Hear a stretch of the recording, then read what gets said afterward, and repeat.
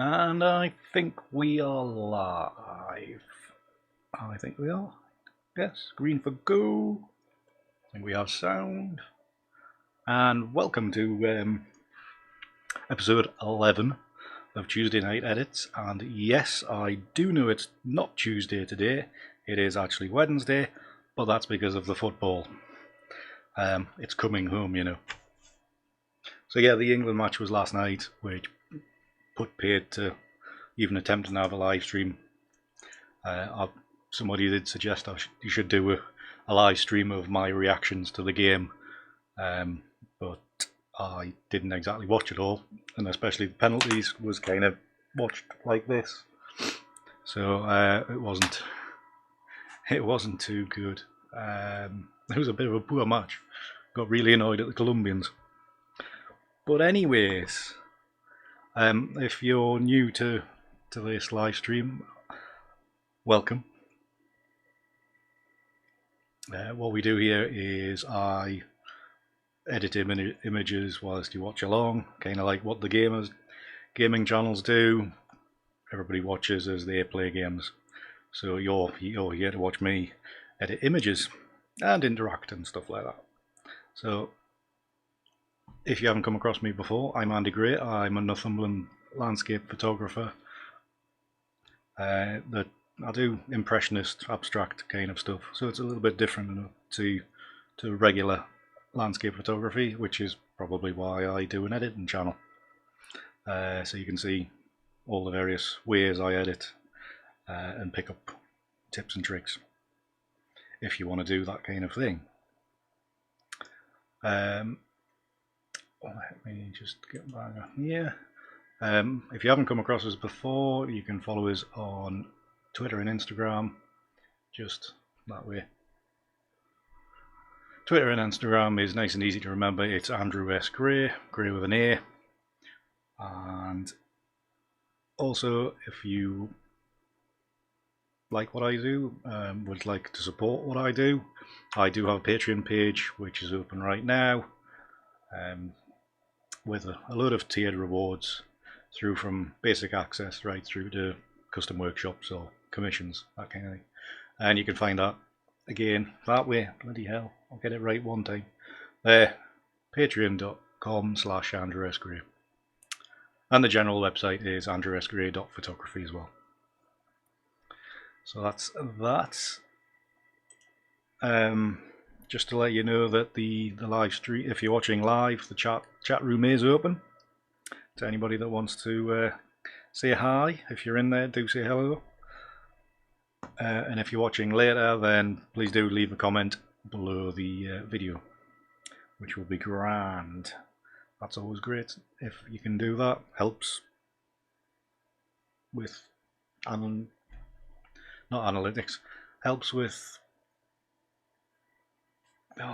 what's that word called? Algorithm. Helps with the algorithm. So it helps getting the channel discovered and all that kind of stuff, which is the one of the objectives, obviously. Following on from last week, if you don't follow me on Twitter or missed it on Twitter, I did a quick video of the competition draw. Last week I offered a proof print that was of Dodo Stone Circle, which is probably my favourite image of the year I've made so far. So I made that. It was an A3 print, and it was free to anybody who ever won the competition. So I did a video draw and that put that on Twitter last week, and the winner of that was Don Knoll from over in Tennessee. So I have now got to shell out postage to Tennessee, which is fine, honestly. So if you're out there, Don, happy 4th of July, by the way, seeing as it's the 4th of July and it's all Americans being all happy and all that. Right, so that was that competition. I am intending on doing another what do you call it? Another competition for when this channel hits 500 subscribers.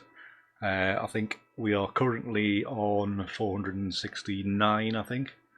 So hopefully sometime in the next 2 or 3 weeks, want to hit 500 subscribers, I'll run another competition, probably to do with whatever live stream is that week, because we do live streams every Tuesday, usually Tuesday, unless there's a very important football game on, obviously. We do a live stream every Tuesday, 7:30 UK time. So I'll be further details when that comes along, when I hit that 500 subscriber mark, which hopefully isn't too far away. So just one thing, one little question for anybody out there, certainly the UK photographers out there, is I didn't realise that the landscape photographer of the year submission deadline was this week. I just got an email through a couple of days ago. Well, no, a couple of days ago. Yeah, no, another one today. I think there's only 3 days to enter, so I've got to get some choosing done because I never got around to entering last year. So I've had a year's break. So I think I'll have another pop at it this year. Pass me 30 quid over to Charlie's bank account, and probably for no benefit whatsoever. But got to try your luck. You got to be in it to win it, and all that kind of stuff. So I was just wondering how many of you out there have entered or going to be entering in the next couple of days. I must admit, looking on Twitter, usually with a few days to go, there's a lot of chatter about landscape photographer of the year, but I've seen very little this year. So I was wondering if those people on Twitter that I follow are, I was going to say boycotting it, but not bothering this year, or they're just keeping it very quiet. So there's less competition. You never know. So yeah, that was just my question for today. Just wondered if for those of you out there that are into competitions and entering them, just wondering if you're going to give it a go. Leave a comment below if you are. It'd be good to see how many people are out there actually gonna enter. So yeah, today I was thinking I've got very little new content to edit, so I thought I'd go out today, shoot some new data, and then I've got something fresh and exciting, and yeah, they're fairly exciting. Yeah, it was a nice kind of day.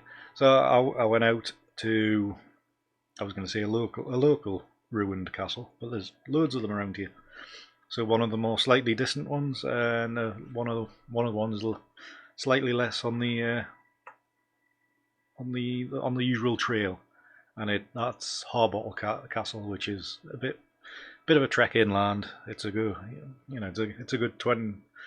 Well, it's getting on for 30 mile away, up into the hills past Rothbury, and it's very much a ruin as well. I mean, there's like a small section of wall, a couple of mounds of stones, and like a corner piece of a keep that's left. It's very much a very basic ruin. I think it had been pillaged back in the 1600s for stone to build another house, and then I think after that, then it got quarried out, and there's very little left.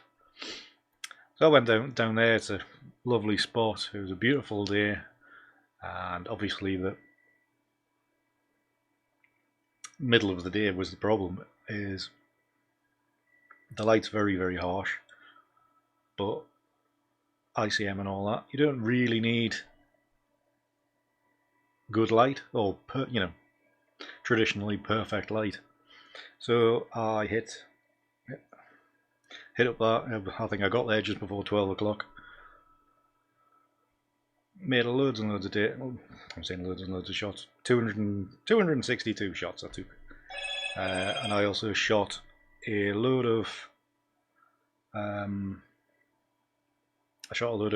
vlog content as well. So there'll be a vlog about that coming up in probably about 3 months' time by the time I get around to it. So a bit of a vlog about it as well. But yeah, it was very bright, very harsh. and very, very warm. So it was tough going, but you know, ICM, you can always get something out of it. So just so you know what it actually looks like, I shall just change the screen to that. That is pretty much, excuse me while I rub my nose, that's pretty much all that remains of Harbottle Castle. We've got this kind of almost slightly outer wall up on the main hill. I'm not really sure if the main hill bit's the Mott or the Bailey. It's a Mott and Bailey castle. I'm not up to date with me history and castle terminology and all that kind of stuff. So there's a section of stone here, and there's another section of stone just over the back of here, which is an old armoured artillery piece. I think when I read the information board, and that was put in later on, but still probably about 1300. So it's an old castle, put it that way. And I did actually take some ordinary photography of it as well, not just all ICM, which is a change. So we've got, I did come, once I came back this afternoon, I loaded all the images up into Lightroom and picked out a load of candidates to work with. And to be honest, for it being a difficult photography day, had it been an ordinary shoot, because it was so bright, out of a difficult shoot, out of 262, I've picked out 110.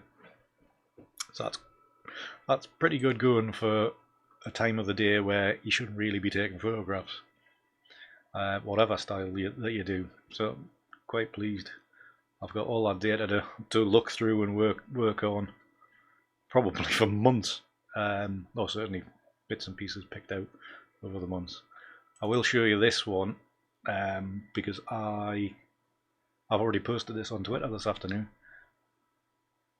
I've been shooting ICM for probably certainly 5 years. Will it be 5 years? Yeah, it's got to be 5. Well, 2018.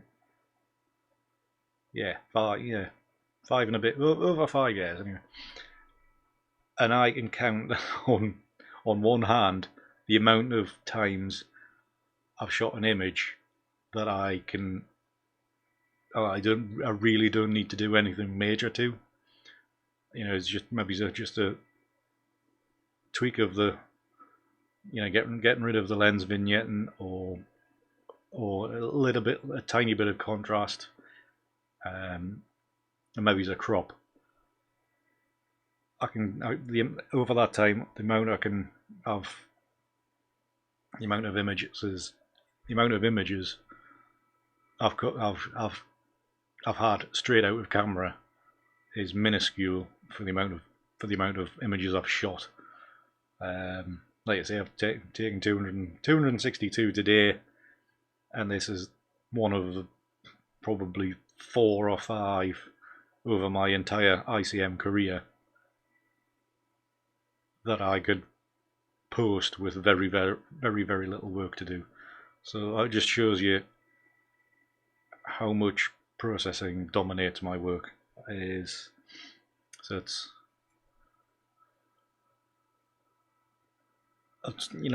quite a few people, when they do ICM, they basically do ICM, waft the camera around for a little while, and then do very little to it and post it, or say, yeah, that's done, which is great.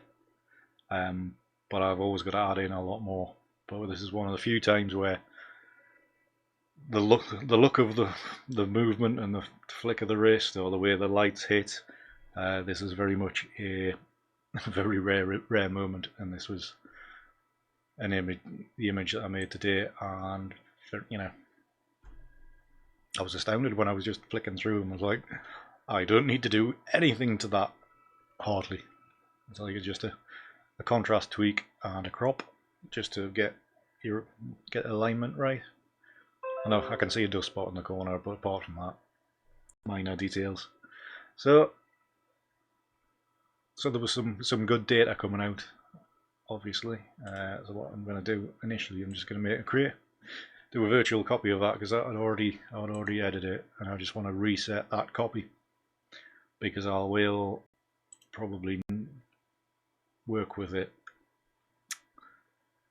in the next few images because I've got a few that are similar and look like, you know, there's good movement and enough detail to be able to pull a few of them together in my usual way. Hi, David.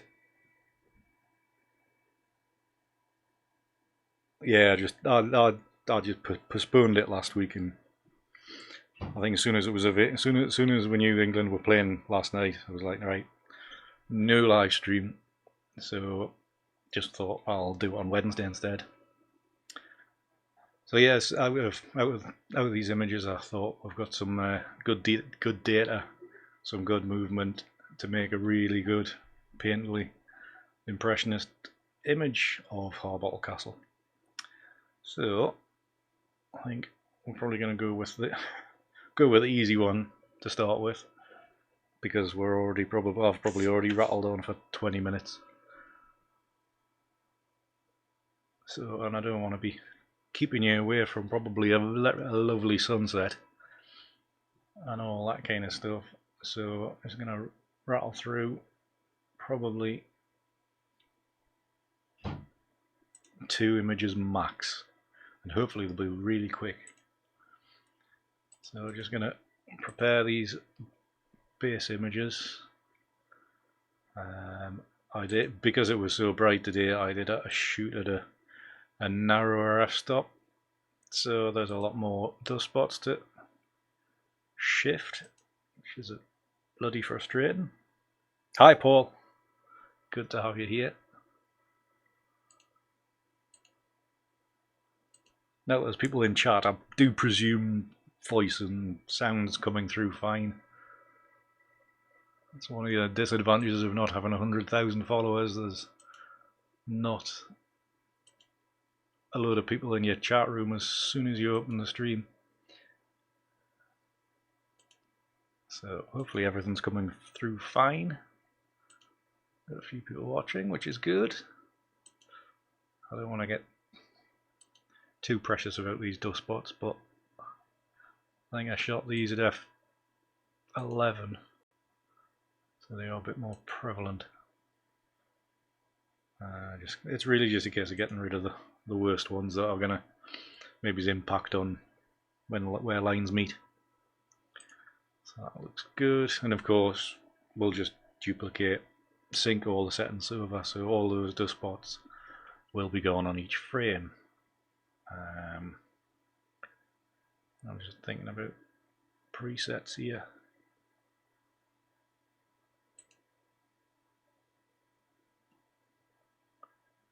Do I go for something mad? We'll just try that one. I just want to try to get rid of that boundary line there, which is caused by the blue. So luminance, probably, yeah, it was that luminance was causing that line down the edge of there.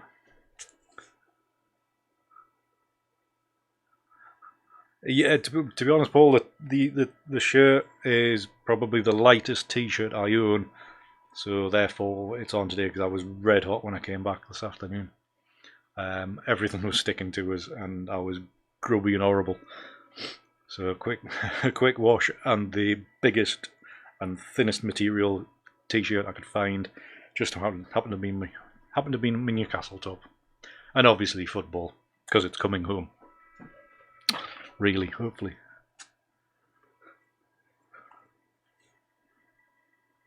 Good stuff, sound's coming through great, that's fantastic. And just gonna try to blue this sky nearer blue rather than turquoise. Maybe he's trying to. I just wonder if that'll not redden that much. As well, using that slow machine again. Some small increments don't really do much.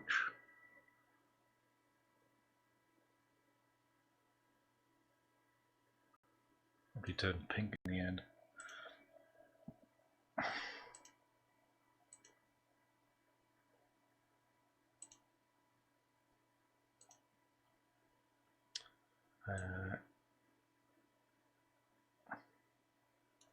So much should I darken it? Not that much. Come back ship. So just knocking that brightness back a little bit made it quite a bit of a difference. Just adding some clarity to get a little bit more detail into these areas. And obviously with this preset, then it should have cleaned up the noise. Yeah. So I think I'm just going to see if I can warm that up a touch. I don't want it too yellow, that's the only thing.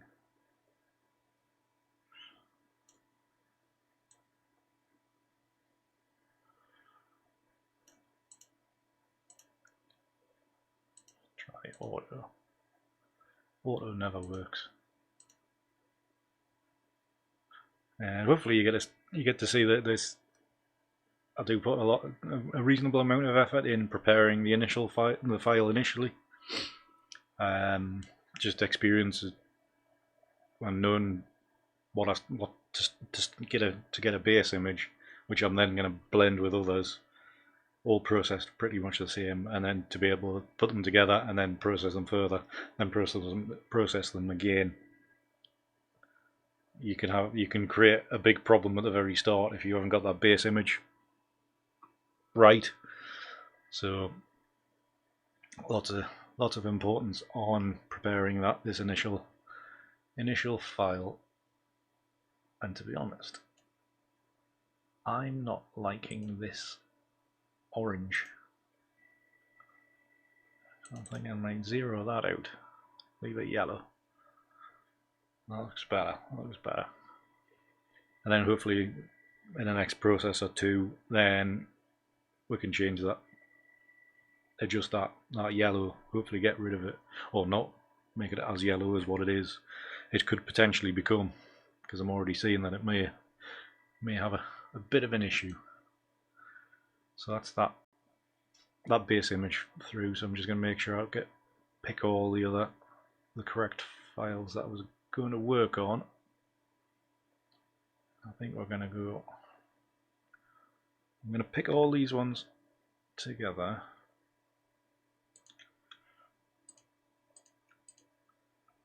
Make sure that's that one right the way through there. Develop and then sync all these. Not copy. Transform effects. Make sure everything's ticked. Split toning. Not that I've adjusted it, but synchronize. Wait while that pushes them all together.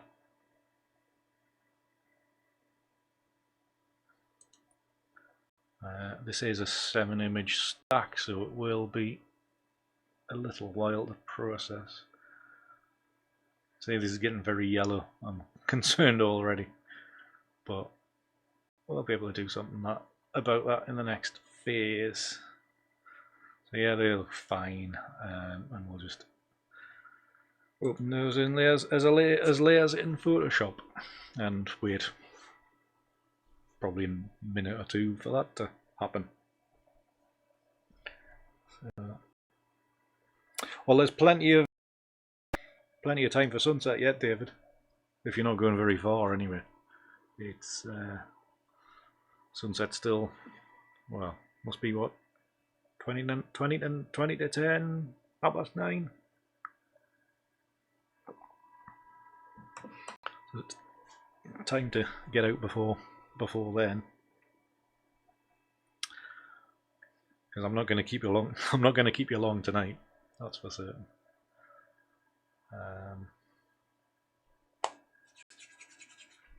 We should meet up before you head back out on your next trip as well.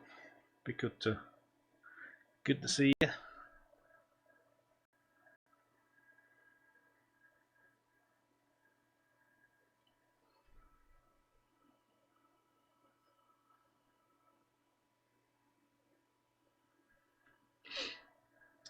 Oh, come on. Takes a blind age.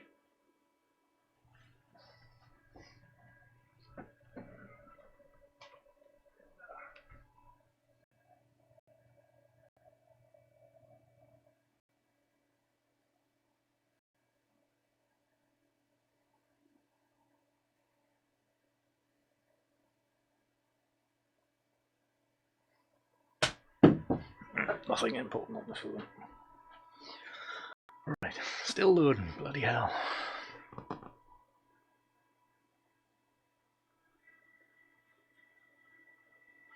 It's one of the disadvantages of a live stream. It's got to wait on the bleeding computer.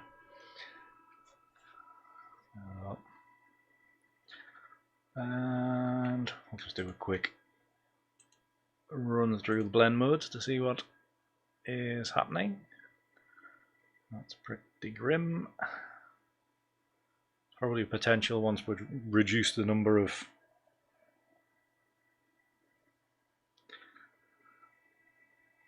with the multiply blend mode, if I reduce the number of layers, play with maybe three, maybe 4 layers, there's potentially something good there. Obviously you can see that they do kind of need aligned so they're all together as well. So I'm thinking multiply. I'm gonna just run down and see what soft light's like. And pretty light. I think multiplies we're going to be way forward, and we'll just reduce the number of layers. And the other thing is you've got to then kind of pick out where the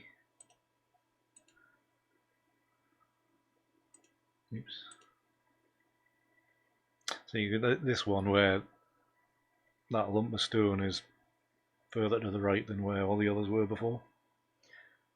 So you can nearly disregard that one straight away because it's going to have to be moved so far.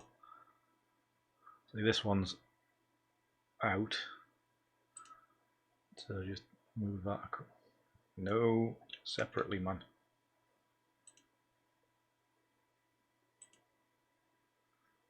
Shit, hold on.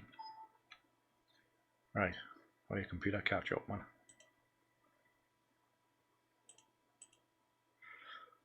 Select them individually, Andy. That one's on top of there now.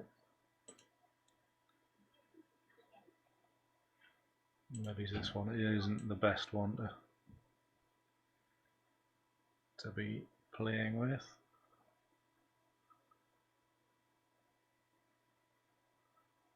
Yeah, I don't think there's much in that one.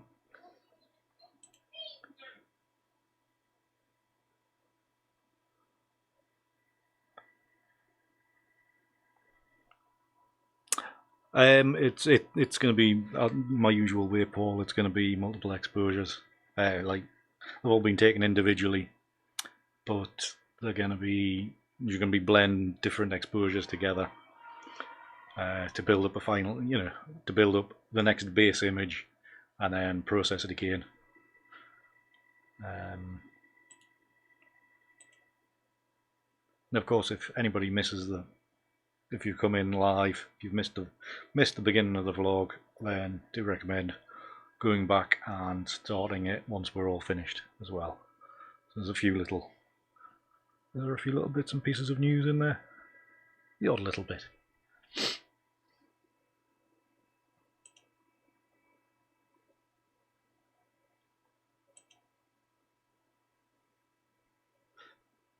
I'm going to just adjust this one over here to line it up.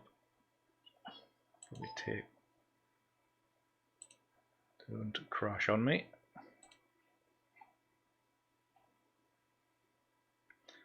Yeah, I've got a reasonable amount of love for that. I'm just wondering where that this base layer, or whether it's just, it must be just from the, that's just the top of there. Just need to adjust the position of that. As I wanted, oh, did it get no, I got undone with that error. I thought there was something gone wrong. Right, don't crash.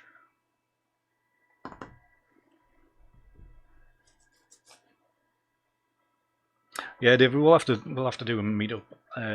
If Alan gets into the live stream, I'm sure we could sort something out where we can all get together for a blather.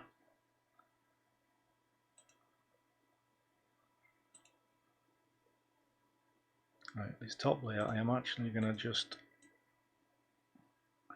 reduce the opacity a touch.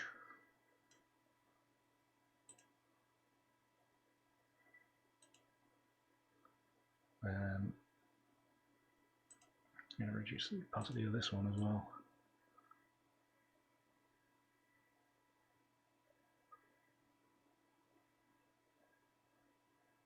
Just not much, just a bit. And what I'm going to do is just try to soften this area down the bottom with a grad filter, just on this layer. And probably get the wrong way around. Yeah, I did the wrong way around.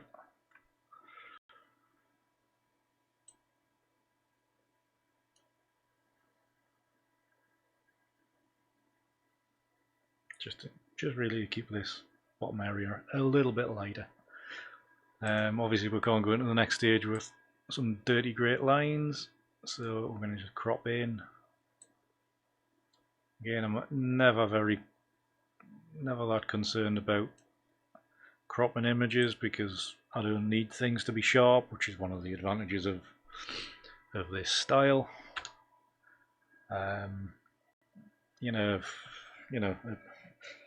If it printed at 100% and it came out that big, you're still going to be able to print it, probably 2 meters wide, and you're not going to really be able to see much of any kind of image disintegration. That's maybe not the right word, but you know what I mean. The quality's not going to drop off that much because it looks kind of painterly anyway. So now that we've got all that, we can just jettison these extra layers. We don't need them anymore. And I think we'll just have a wee bit of a curve layer going on.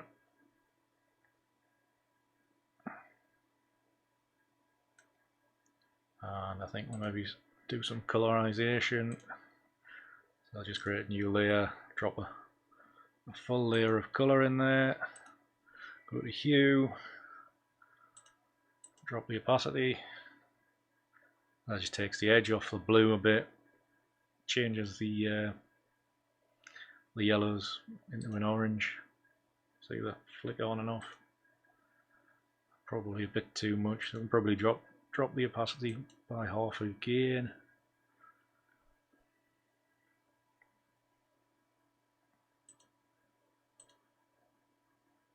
Yeah, I think that'll do for now.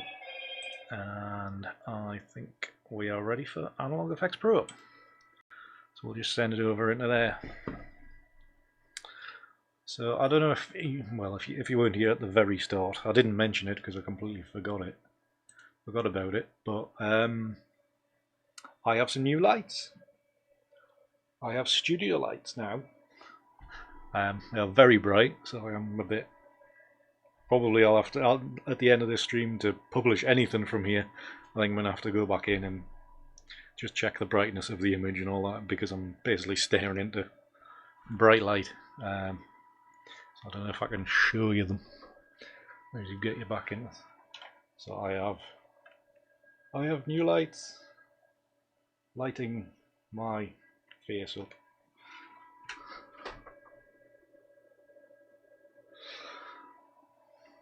So again, so it should make it a little bit more studio-like than it's still on a little webcam, but it's at least it's better lit, so there's probably a little bit better quality. Just shows you how red my nose is, probably after being out in the sun this morning.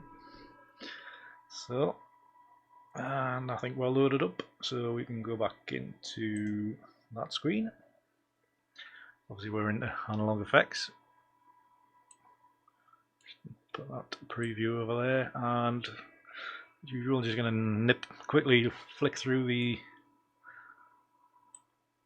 my presets just to see if there's anything that takes a fancy, which I can then use it as a jumping off point and tweak from there, which is basically what I do. There's no point reinventing the wheel with every single image. Otherwise, you're certainly never going to get any consistency if you haven't to do it every single time. Because plenty of these just don't suit at all. Some, yeah.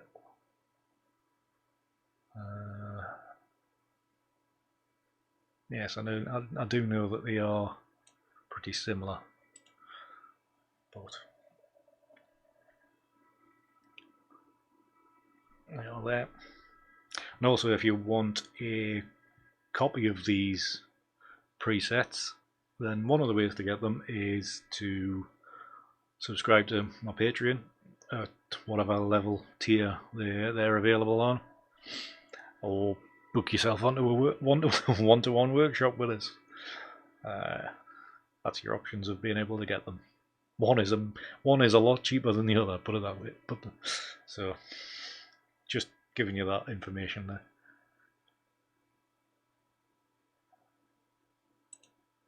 But they are dead easy to make anyway, so not doing myself out of any funds or anything, but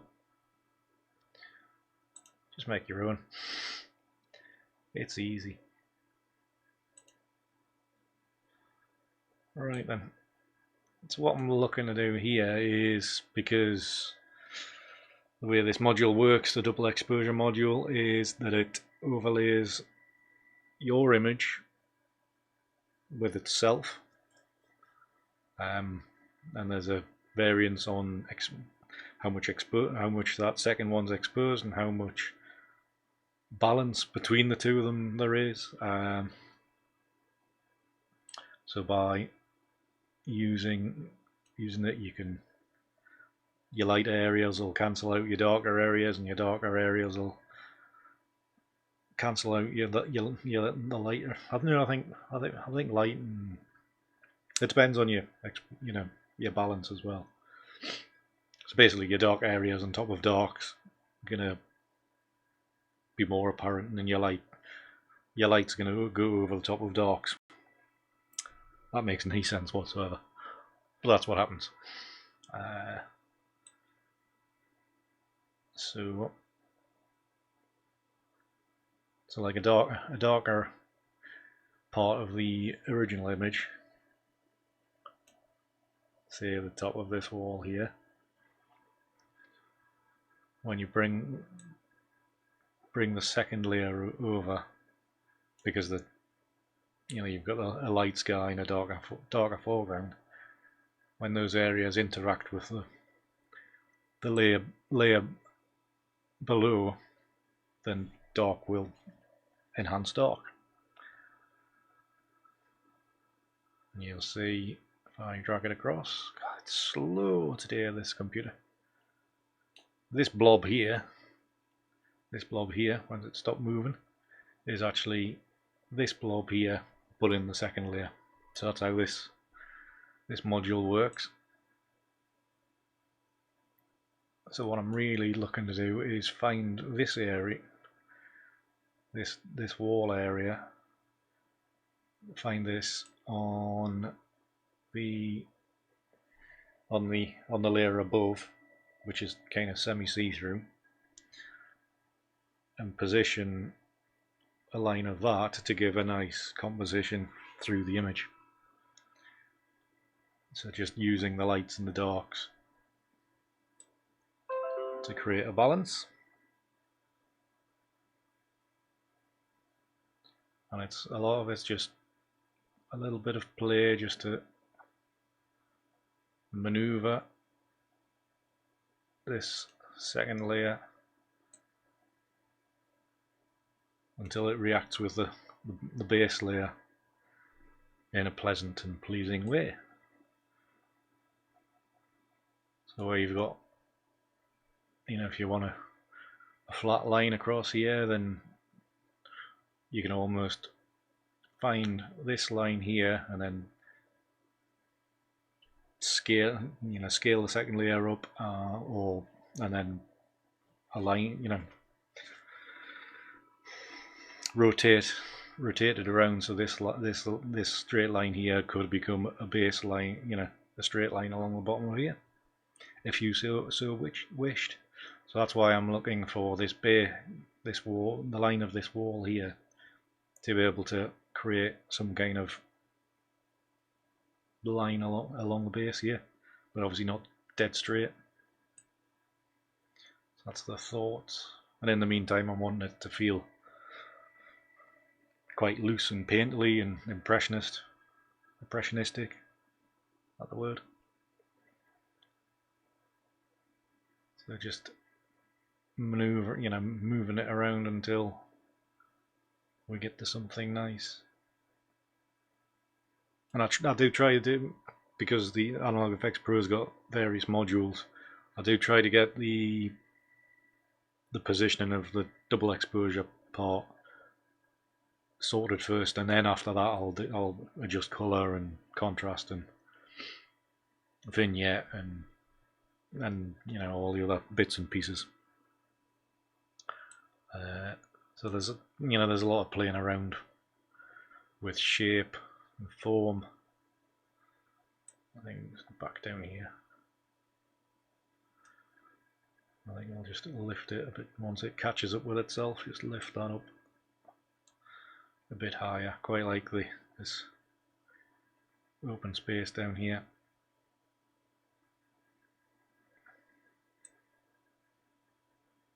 One problem that we're getting that corner, so I might have to just pull it across a touch.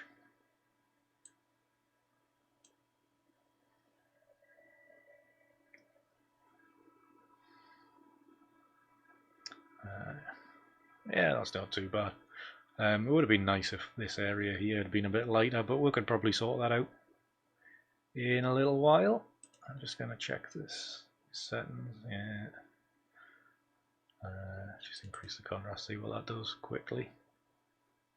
If there's such a thing as quick on my machine. Not really, I'll put that back to where it was. This has got the initial look of a almost water, a light watercolor, just basic form and shape, as if you were out there with a little watercolor sketchbook or something, where you're just putting in a bit of shape, a bit of basic color. That's really kind of what I'm looking for. It's the kind of thing I quite like.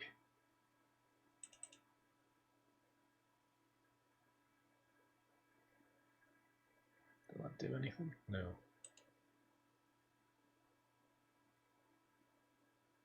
Put it down the other way.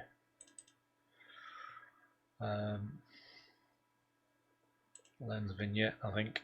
It's not bang in the middle, I thought it might be.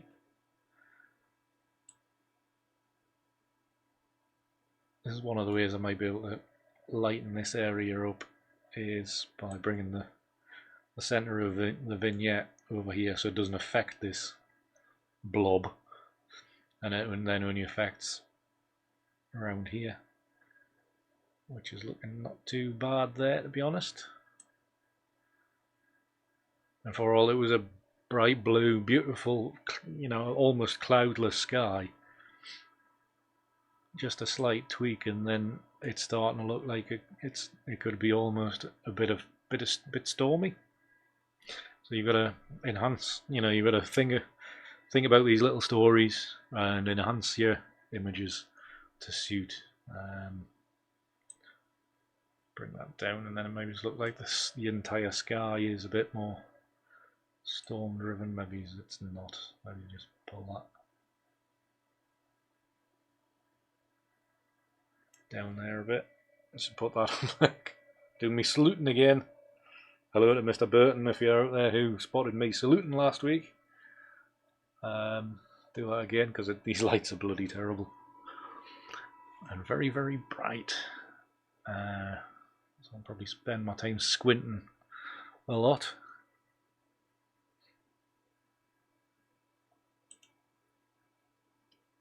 Yeah, I think that's fine. Try not to get these a little bit redder. If we can just adjust the curves a touch to suit.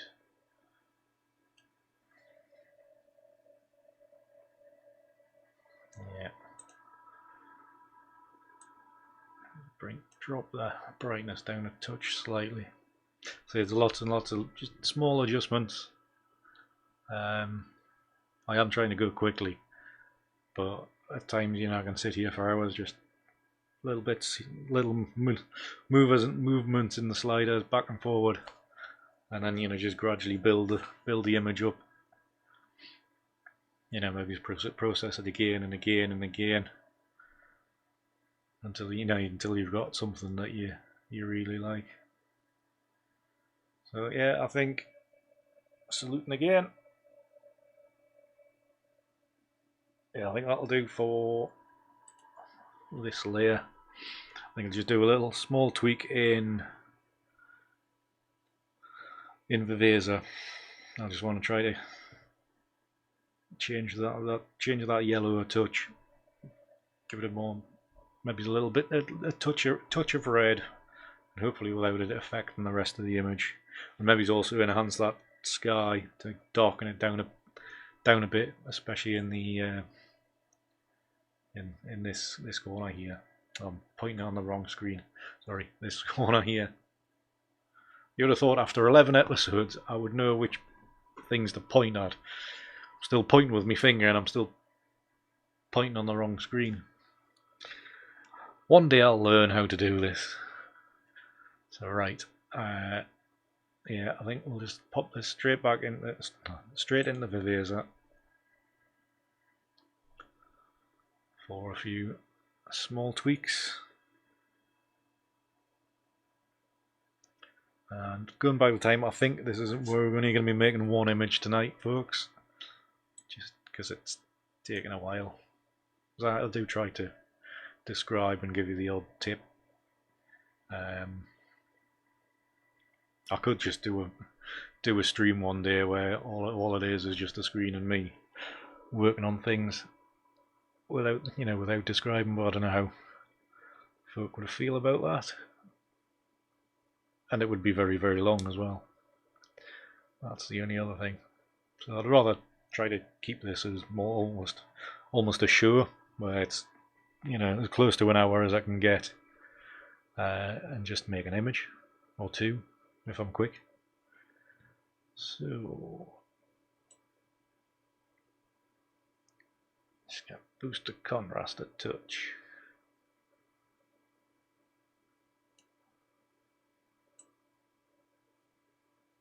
And I'm gonna drop the darkness down a bit,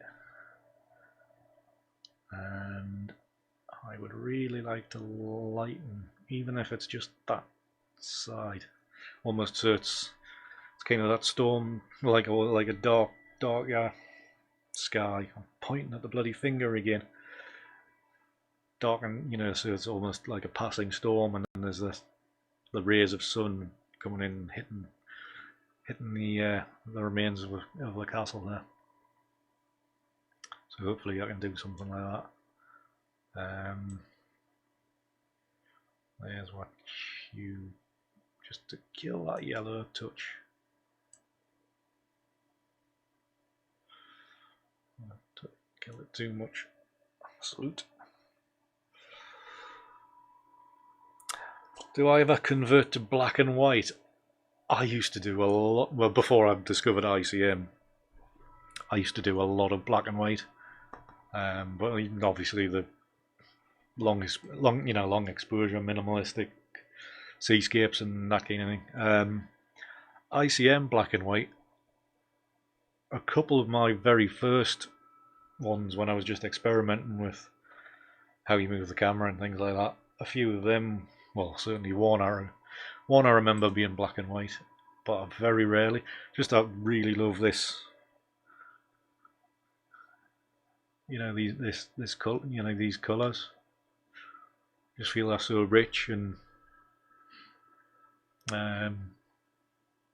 you know, they just represent images that I really want to make now, and I've seen no call to go to even try to make any of these black and white for no good reason, really.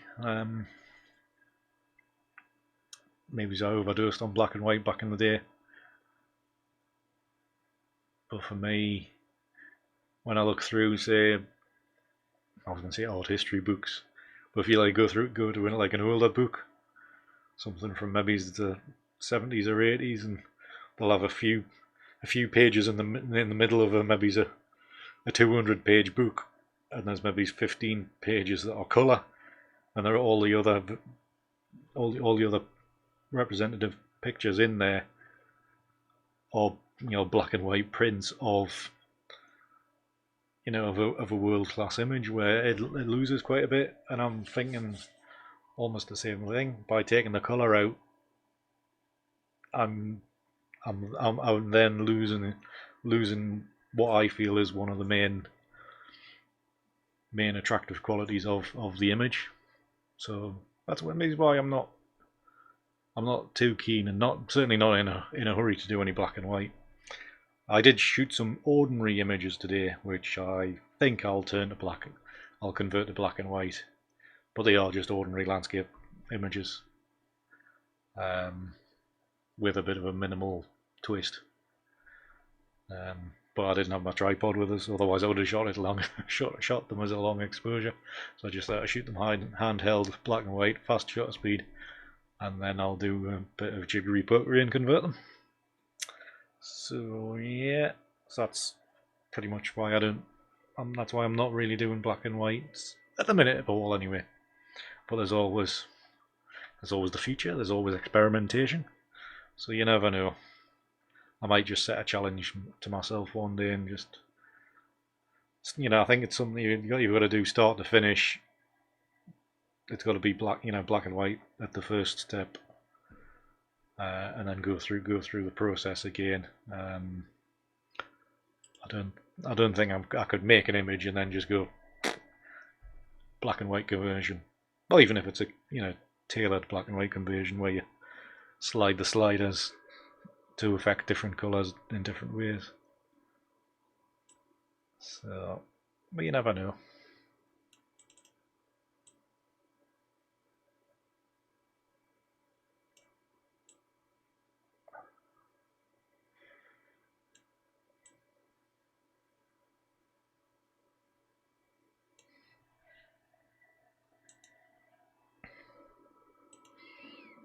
Yeah, see that I enlighten just this section. Now you drop the saturation just that bit.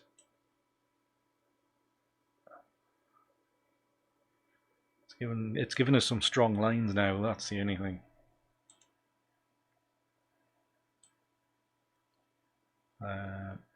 Actually, it's not doing too bad. Let me salute. 2 salutes, so I can see the image. That's actually not too bad.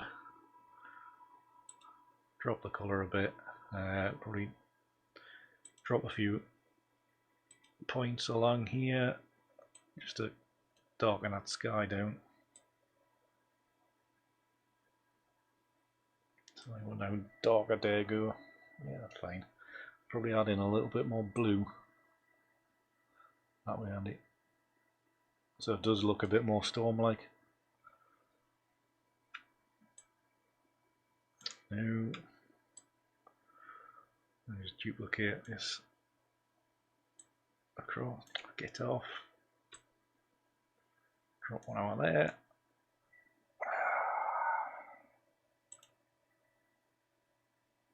This one I think I'll do with a bit more blue. You can drop it into the white in the middle.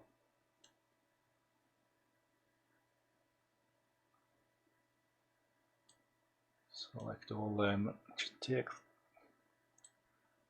the other hue a bit. That's really it's kind of, it's pretty much where I want it, and then it really badly affects this area, which is annoying. Actually, it's all affecting there. That's good. I'll take that one out actually. Yes. Oh, I've just affected the whole lot. Damn it. I think I'll just do that with a grad filter in Lightroom. I think it might probably be the best way, because that just does it over the top of things rather than affecting things actually within the image. So yeah, that I'm just going to stick a bit of structure into there to see if I can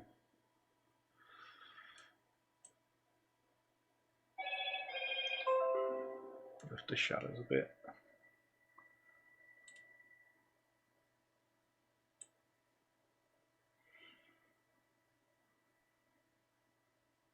And even I'm thinking I'm liking this front area on the previous, and maybe not so much on this adjusted layer, so I think I might just do a cheeky little grad once we're back into Photoshop. So I think we'll just do that now. Send that back over there. Wait another couple of minutes. Just have a slurp. We've hit the hour mark, so definitely only one image tonight, folks. Because obviously David's obviously wanting to go and shoot sunset. To be honest, if I could be bothered to drive to the coast, I think I probably would go for a sunset as well. But I think I've done my photography for today. Did all this morning. Right, we're back. So, like I said in the previous, I'll just take that layer away. I'm liking the bottom, the colour, and there's not so much definition along the bottom here. So I'm just gonna do a cheeky grad gradient mask. No, press the wrong button. Oh yeah.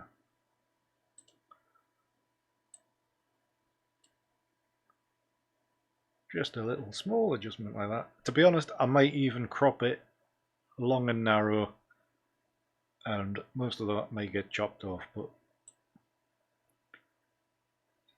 do it from there. Lightens it a little bit more. So yeah, we are pretty much there. I think just zoom in a bit. We're at 100%. You know what? I think we might do some dodging and burning, or a bit of dodging anyway. So up to layer, new layer, mode to overlay, fill with 50% grey. If you don't know anything about dodging and burning, I'm sure there's videos on YouTube. Just make that black and white, and we are actually wanting to dodge, so a bit of white. The opacity you do about, not one, but about 5%. Make me brush a hell of a lot smaller. Normally I would do this with my Wacom tablet thing, but it's not plugged in and I haven't got enough USB holes to plug it into, so I'm just going to do this mouse and just going to paint this in very gently. Just almost give that a new line.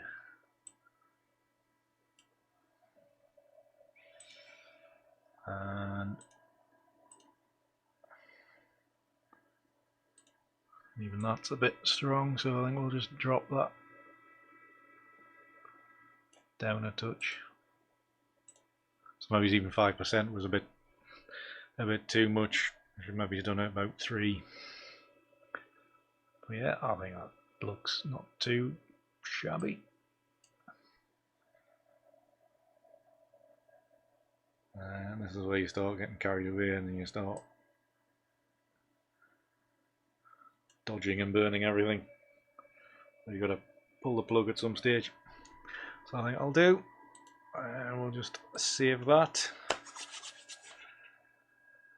Get this back into Lightroom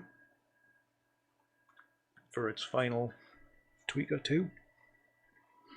And then I think we can call that an image, call this an episode.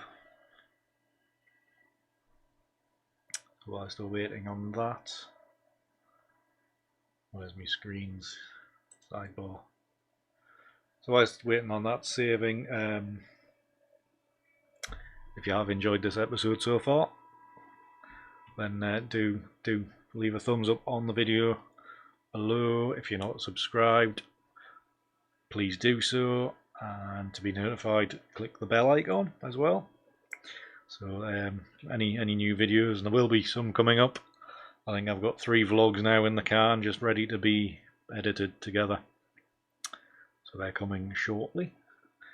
And obviously you'll get a notification about my live streams as well, which is obviously on a Tuesday normally. But you know, football is coming home. So if you want to follow this way, follow us. Them's the ways. Patreon if you want to support us with anything would be wonderful. And we are now back to loaded. So we are now done in there. We can close that one down, go back to Lightroom, develop, and just going to drop in just a weak little grad filter. I'm saying weak, I'm getting carried away here. A bit of a cant, because I was trying, you know, accentuating it to make it feel like a you know, after a passing storm. So put that over there, because this area is going to be lit, and I may even put a radial filter into here. So, you know, I haven't dropped it that far.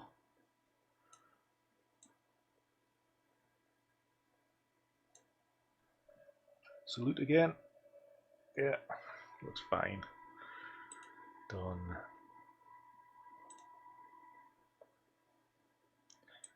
Let's try it. A radial filter in there. A bit brighter.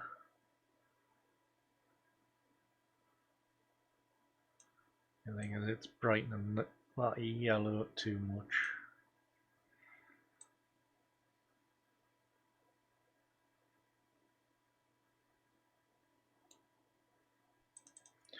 Yeah.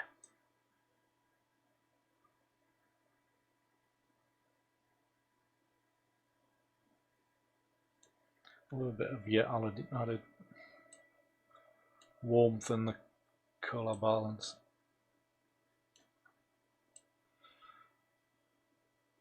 It's only a touch. Yeah. Done. What's that look like? Sorry about the eyes again, people. These lights are very bright. Which is fine for light areas, but it's bad for seeing darker areas. So I think we're about done. Just final hue tweak.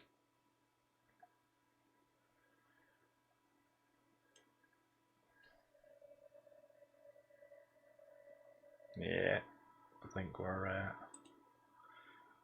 luminance. No, I think we're out. No, world's gone mad. I think we're done. I think that looks fine, and as usual we'll just give that 3 stars so I can find it. I'm going to create some new crops of it, so just a new virtual copy. Try a square crop, which nearly works, does it? Could kind of work there. Yeah, just to get the effect of that hill that the keep sits on. Create a new virtual copy just to do another crop, and let's go 16 by 9 X to switch it just for something a bit narrower. See what I said about I might just drop off? No, that gives it quite dramatic. Maybe it needs to keep some of that drama in the top. Maybe I do need something a bit deeper. 2 by 3.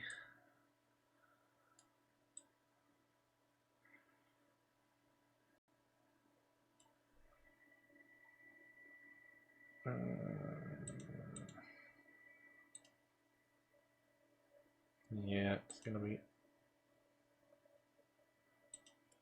2 by 3 crop, I think. Whoa.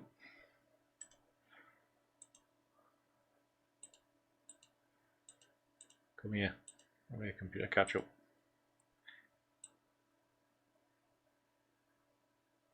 Touch off there. Done. Where is that in? Just to highlight this area here. Just a little bit brighter there. And just a tiny little grad filter there. Just to accentuate that top border, and I think we're there. So let's stick that full screen. So again, full screen, there we're gone. Get rid of my ugly mug, which then takes it out full screen again. Oh yeah, computer. Full screen, man. There we go. Oh, she's suffering tonight. There we go. Full screen. Take that out of the way. There's our image for today. Job done. Harbottle Castle. Lovely little spot. Just outside the village. Tiny little village. Lovely moorland walks around it. Bit of woodland. Top spot. Do recommend going to it. So there you go. So yeah, I think that's finally it for today, guys. Thank you all for very much for coming along and watching. Thanks for participating in chat. Thanks for the questions. If you've enjoyed it, do leave a comment below. It would be great. Helps the algorithm and all that kind of stuff. Remember, when I do hit 500 subscribers, I will do another print giveaway. Hopefully that'll not be too far away, with 31 people to go, I think it is.